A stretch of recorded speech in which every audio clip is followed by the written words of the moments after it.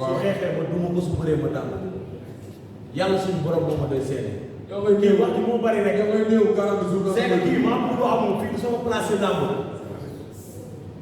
nekk dama ko bàyyi xel wala dama bëggul wax ak moom. dafa da ngaa jàng si yoon bi yoon bi dafa fay yàgg moom te moom dina ko xam seen yàgg yoon bi dafa fay yàgg da ngay ñëw pour sa jàng da mënoo maa yaa ngi ne ko ay yëngal sa bopp nangam.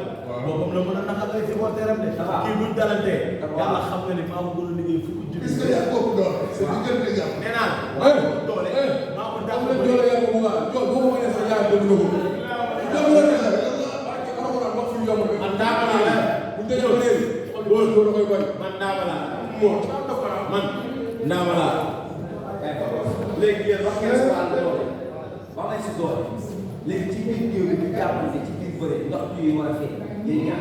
laa ma jël dafa am man maa koy def ma jàngal ko bëre. nga jàngal kan bëre. waaw bu ñu bëree bëre loxo ma jàngal ko bëre bu ñu bëree bëre géño ma jàngal ko bëre ma ko daa ko bëre bu mil.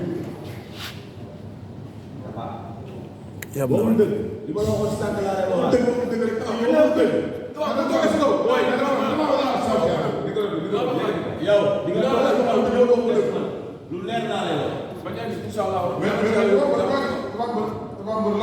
yàlla na yàlla jóg jàmm salaam ñëpp fekk ko. da ngaa jël combat bii Modou Lo am lu mu wax ci sa combat ak biir. mu ne dafa am mi ngi waajal combat. mu ne dafa am lu mu waajal combat nekk xale bi loolu ko may courant. mu bëgg laa naan.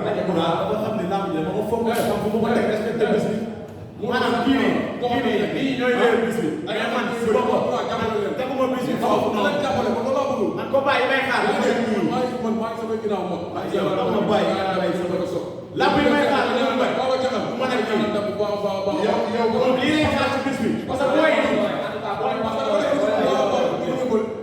ñëw kenn fu mu jóge woon entraîné am doole jëm ci bis première sortie boo xam daal ñëw ci ay mbokkam dañ koy ñaanal ndam bu baaw a jaxal bu loolu weesoo fi nga seet dañ koy ñaanal ndam Alioune Sèye sama mag mi ngi amane bu baax xam nga di ko ñaanal ndam bis bu ñu jëm di ñaanal ndam kiribu ñëpp bu yëmal boo xamante ne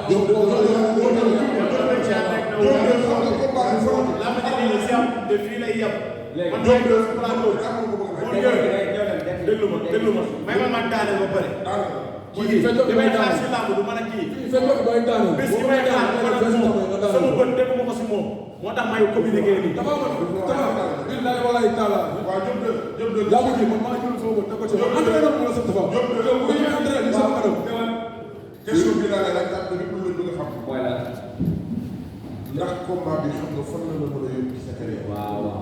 lamb ji fi ma mën a yóbbu dafa sori moo tax café mooy ko caaxaane ma ko lamb ji samay propre responsabilité laa jël man Diop 2 man samay bopp du ma ñëw mais man bëri maa njëkk engagé wala kenn di engagé bu dafa am lu xew.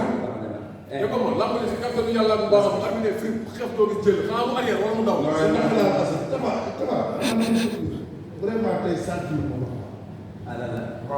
dafa am le lion dafa am le jàmbaar mais damay seen benn dafa am lu stress benn dafa am lu am santé. dama daa xam ne yow sax rek dina xeex dina bëri parce que tontu. non damaa xam ne bu ma kii stressé wala ma mu absenté loolu. ma teggi sama ngemb. booy ñii nii làmb moo leen may fit. non ñii làmb moo leen may fit bàyyi. man ñi ma xam dëgg xam nañ ne man làmb bu ma yar sax man. làmb ñàkk làmb laa yem kii bu ma stressé donc sa bi ngay mat la ñun làmb bi yar. xam nga donc sa bi ngay mat waaw man maa waral waaye da ngaa neex ñamaa jëfante si kanam bi wax jox ma wax dara la mais bu yaakaar naa ni jàmbaar dëgg la jëflante waaye waaye ñu woon métti yow affaire yi tàngee da ngay xool xoolal yow bu affaire tàngee nga defaroon 15 millions ak wala sama laa bëgg tëdd lu leer laa lay wax looy mat sa xolal tàng wala damaa xam ne le tërë soreetul rek te lépp lu muy wax su bis baax naka ñëw def rek. man borom sa waaye wax moo li fi fa la jaar bu la tëree laa wax li ngay wax ni yëpp wax la da nga ñëw nga def léegi damaa bëgg